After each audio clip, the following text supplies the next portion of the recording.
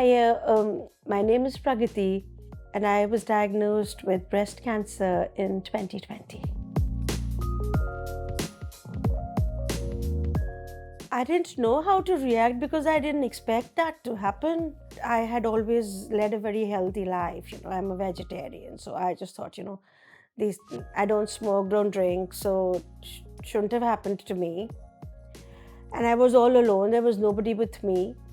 My brain stopped working, and I stopped thinking and I stopped feeling as well, I think, for a minute, because all I was worried about was uh, now that I have cancer, I'll die. And if I die, what will happen to my family? Because my children were very young. So I was more worried about my children, and I was worried about my husband because he's had a brain hemorrhage. So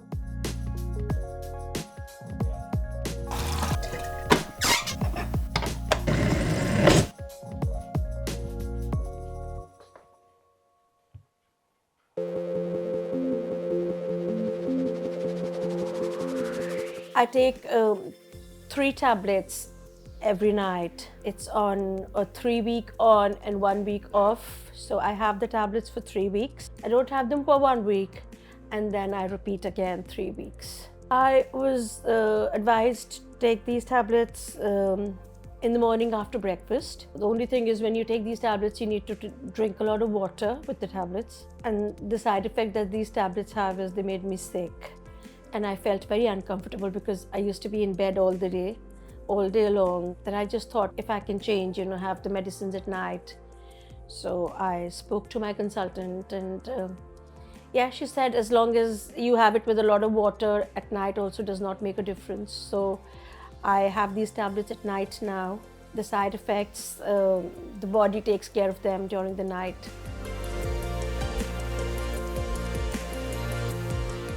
The mornings are slower because the side effect is still there in the morning when I wake up.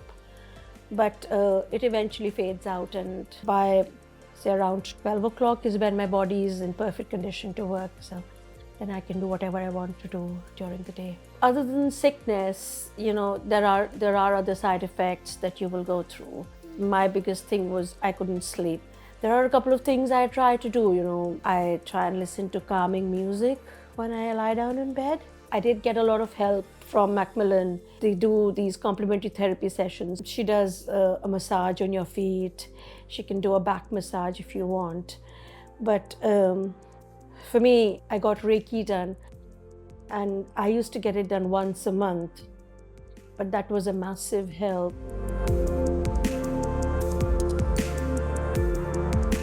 There's a problem of hair thinning that I've had.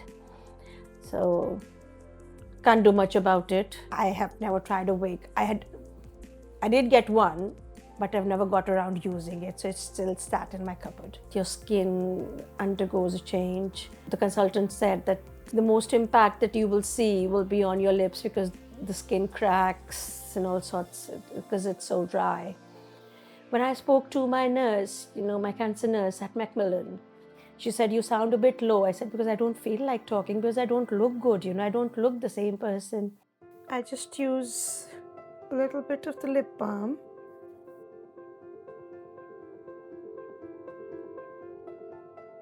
And try to use the lip balm once in the morning and once definitely at night before you go to bed.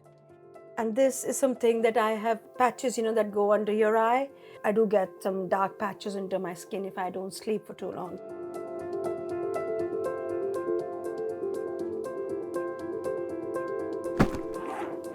So when I go for my hospital appointment, for my blood tests or for my injection, I always carry a bottle of water because one more side effect of the medicines is it makes your throat go very dry. So always have water with me. And gummies, they don't make you feel sick and keep your throat proper. Most important, I carry my appointment card because then this is where I get my next appointment. The phone and my glasses and my wallet that needs to go with me so that I just have some money. and that's my bag ready for my appointment.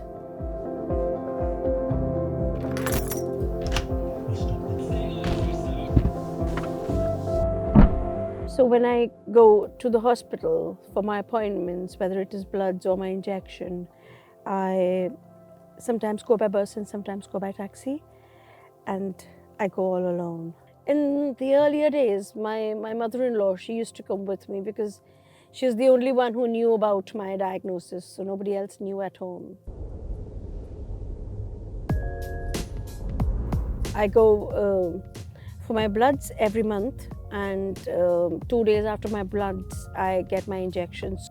I like going to the hospital now for my bloods because 5 years down the line, the nurses and the staff there are more like friends. I take it as a day out when I go meet my friends, spend some time with them. If the nurses have time, we even share a brew together, just talk about what I've been doing, and it makes me feel nice because they are the people who know what I'm going through. They are the people who've been there with me, since day one of my treatment. Once every 3 months, I go for a CT scan. I'm still scared of my CT scans. Even today, when I go for a CT scan, I get very nervous because I don't know what the result is going to be. In every cycle, the first week is the most difficult because I don't get enough sleep and I am always exhausted, always tired. So I don't do anything. If it's my shopping or if I have to go out of the house, I manage it around in the second and the third week, or the best time is when I have my week off. That's when I do most of my work. So yeah. So if I went out doing the weekly shopping, and I used to be so tired by the time I came home, I would put the bags and just go off to sleep literally for an hour and then get up and sort things out. So in this journey of cancer, the good thing, the positive thing that's happened in my life is the Macmillan Centre. They're the best. I don't think I could have survived without them. All the support that you get at Macmillan, they just help you with anything and everything. You have to tell them where you need the support and they will support you.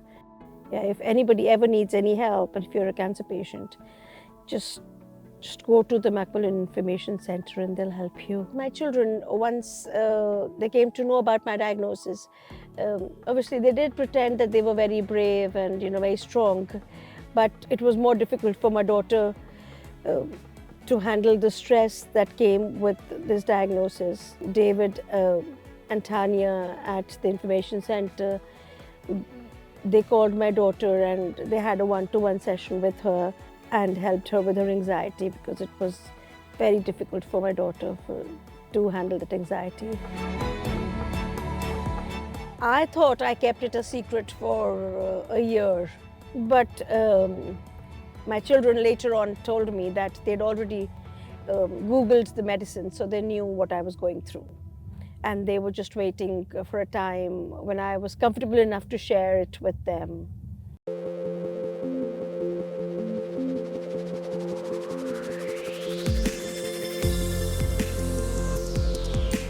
This cancer journey has been 5 years long. How hard has it been for you? I think it was harder at the start, trying to accept and understand everything and how to help you. And at the start it was harder for you to do things, but over the course of more years, you've been less tired and you're able to do more stuff, and we've also adjusted. So I know how I can help you when you're tired or when you're struggling, and I know what you need to do and what medicine you need and everything, and overall you've just been able to do more things. I can handle things better now. Do you remember it used to be a struggle going to parents' evening, and then when we had to go for your open evenings, going all the way to those colleges in Stockport and stuff, and coming back exhausted.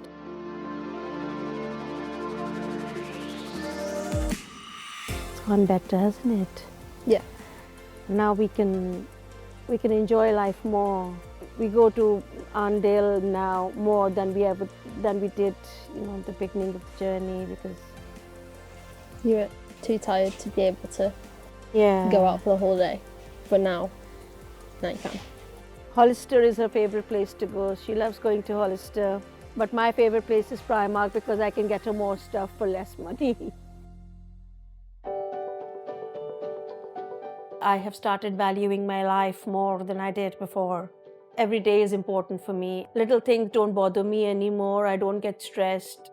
I know life can be difficult, so make the most of it while you can. It's going to be a difficult journey. It's not going to be easy. So start it on a very positive note. Always keep that positivity, because that is what will take you to the end of the tunnel. For more information, please visit macmillan.org.uk or call the support line on 0808 808 0000.